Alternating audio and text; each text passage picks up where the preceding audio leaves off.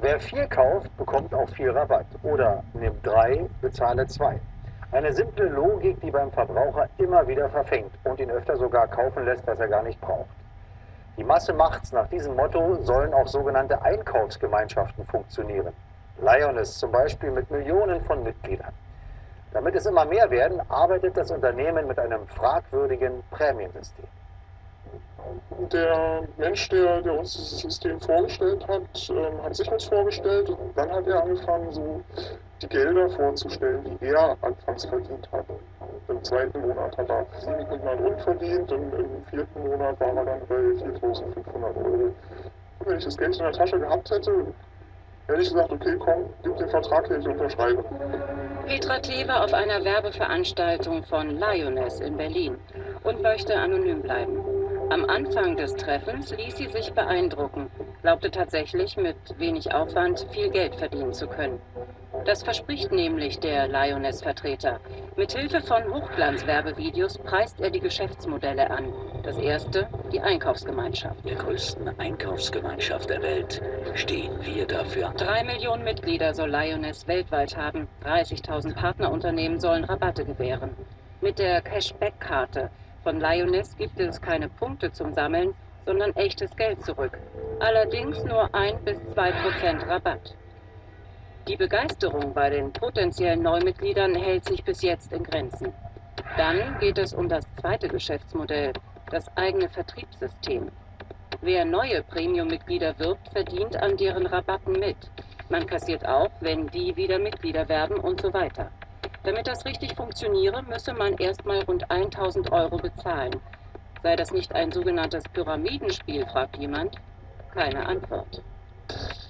Pyramidenspiele funktionieren immer nur so lange, wie neue Mitglieder beim Eintritt Geld an die vorhandenen Mitglieder zahlen. Wer weit oben steht, kann abkassieren. Doch irgendwann kommen keine neuen Mitglieder mehr. Wann das ist, kann keiner abschätzen. Daher sind Pyramidenspiele verboten. Ist Lioness so ein Pyramidenspiel? Auf der Veranstaltung sagt man zumindest, das ganz große Geschäft könne man nur jetzt machen. Wer zuerst kommt, mal zuerst.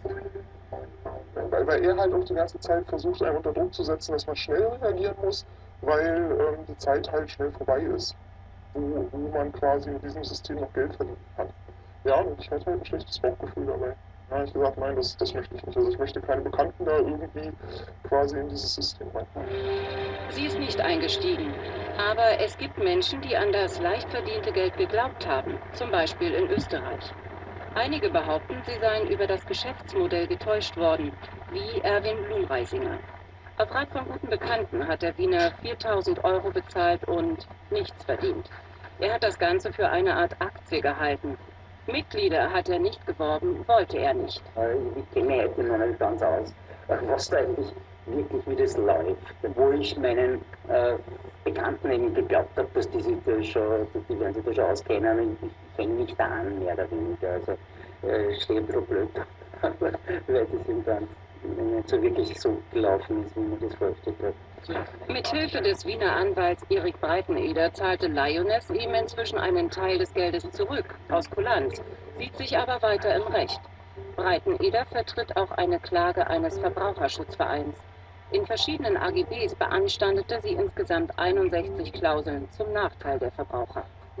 Da sagt der Gesetzgeber aber, derartige Klauseln sind grob sittenwidrig, weil ich als Verbraucher bei Vertragsabschluss gar nicht erkennen kann, wie lange das denn dauert, bis sich das für mich rechnet. Und genau da liegt der Punkt, warum der Gesetzgeber sagt, hier muss es Rücktrittsmöglichkeiten geben. Der Streit um das Vertriebssystem von Lioness ist in Österreich zum Politikum geworden. So wird die Regierung zum Beispiel in einer parlamentarischen Anfrage kritisiert, weil sie nichts gegen Lioness unternehmen würde. Inzwischen ermittelt die Staatsanwaltschaft in Wien seit über einem Jahr, weil das System so komplex sei. Wir prüfen jetzt, ob einerseits ein verbotenes Pyramidenspiel gegeben ist. Das heißt für uns bei der Prüfung, muss ein Mitglied dafür, dass es Vergütungen erhält, andere Mitglieder werden, die wiederum selber Mitglieder werden müssten, um auch Vergütungen zu bekommen. Auf der anderen Seite kann man diesen Verdacht auch ganz einfach in die Richtung Betrug ermitteln. Und das schauen wir uns auch an, ob da jemand getäuscht wurde und ob ein Schaden vorliegt. Lioness selbst stellt sich dagegen gerne als soziales Unternehmen dar. Im vergangenen Jahr hatte es eine $500.000 Euro für den RTL-Spendenmarathon übrig. Lioness mit Sitz in Graz geht davon aus, dass das Verfahren der Staatsanwaltschaft eingestellt wird, da man kein Pyramidensystem betreibe. Die AGB seien korrekt und das Verhalten der Mitarbeiter in Berlin ein Einzelfall. Kritik, die aufkommt, richtet sich an, sage ich mal, den Vertrieb bzw. an die Mechanismen im Vertrieb.